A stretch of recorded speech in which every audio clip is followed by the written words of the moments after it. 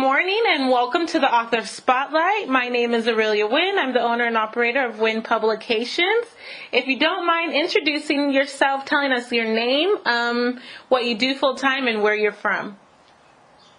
My name is Antonae Palmer. I'm actually a Marine. That's what I do full time. But I also write poetry and I do open mic nights, and that's something I really want to get into whenever I'm done with the military. But and you said where I live at as well. I currently live in Arizona, but I'm from Florida, born and raised. Okay, Florida, I love it. And so I also love Arizona. I think that's a beautiful place to drive through. I've never really visited. What part in Arizona are you? It's Yuma. It's literally so close to the border. It's practically next. Yep. I know exactly where it is. I drive right through it. Coming from, so I used to drive from Texas to California, a little too often. I dated a guy out there, so we would try and make it work by driving back and forth. And so, man, yeah, I know where that's at. Okay, and so then also I went to school in Daytona Beach. What part of Florida are you from? Riviera Beach. Okay. Yeah. Is that further south? Daytona, I think it is south of Daytona, I think. Okay. I kind of remember. Okay. But yeah, it's 45 minutes north of Miami. Okay. Yep. Nice. Awesome. So then, tell us about your book.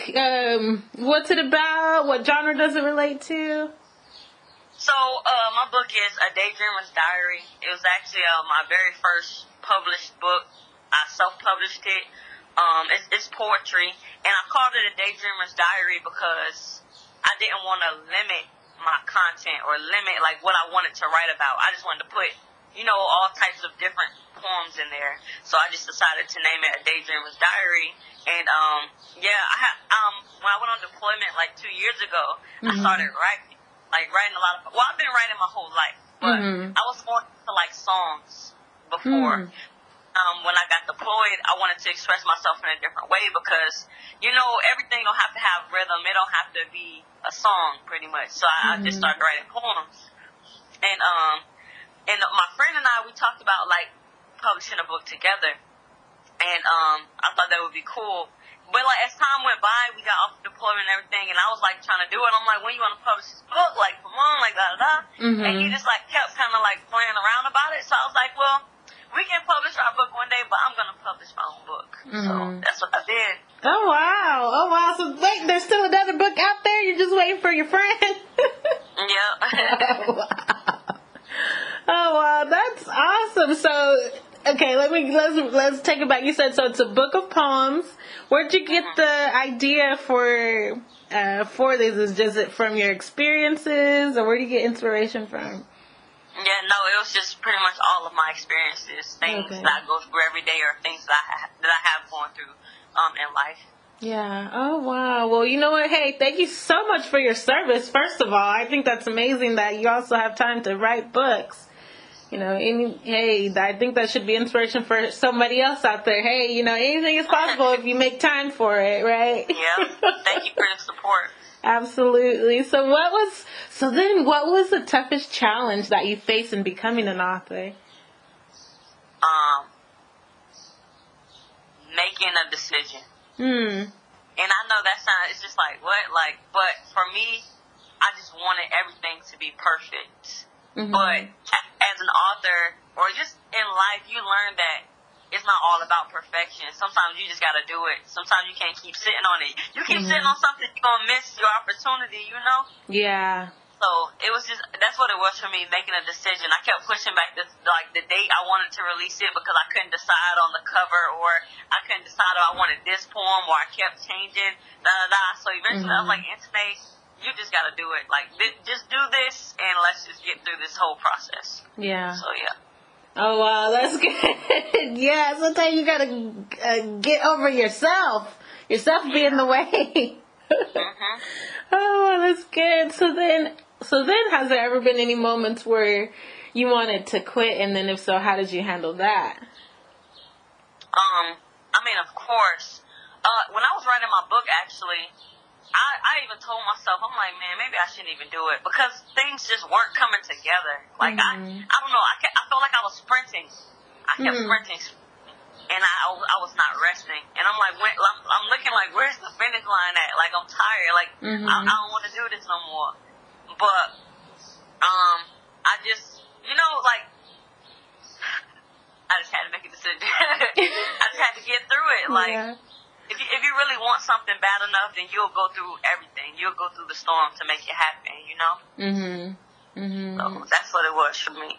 Okay, so even, like, when you faced that challenge earlier, you were talking about your toughest challenge. At that same time, it was making you feel like, man, like, whew, is this worth it? Should I keep going? Blah, blah, blah, and stuff. So, I think a lot of people can relate. Actually, I was talking to a couple authors, and they're like, man, I wanted to put this down, but, like, I couldn't. I knew I had to push forward. And so I definitely think, like, just, for someone who might be listening and they haven't even written a book yet or thinking about it, prepare yourself for that time, have something to the side to where you can be like, okay, whenever I get in that mood to where I feel like I want to quit, now I have to keep going because I know my why and I have these goals I want to meet. Exactly. And just plan for it. Plan for the winter. Plan for the winter season. Yeah. It's not always summer, I guess. And so, absolutely. All right. Well, then, give me your, what are your top 3 things that keep you going? Like as an author, pretty much. Yeah, as an author. So probably my dreams. I'm a dreamer, man. It's so much stuff that I want to accomplish, and I know I can't get there unless I keep grinding. So my dreams is definitely one thing that keep me going. Just people who are rooting for me as well. My support system. I feel like if I give up on myself, then I'm also giving up on them.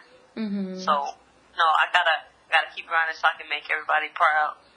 And the last thing that keeps me going.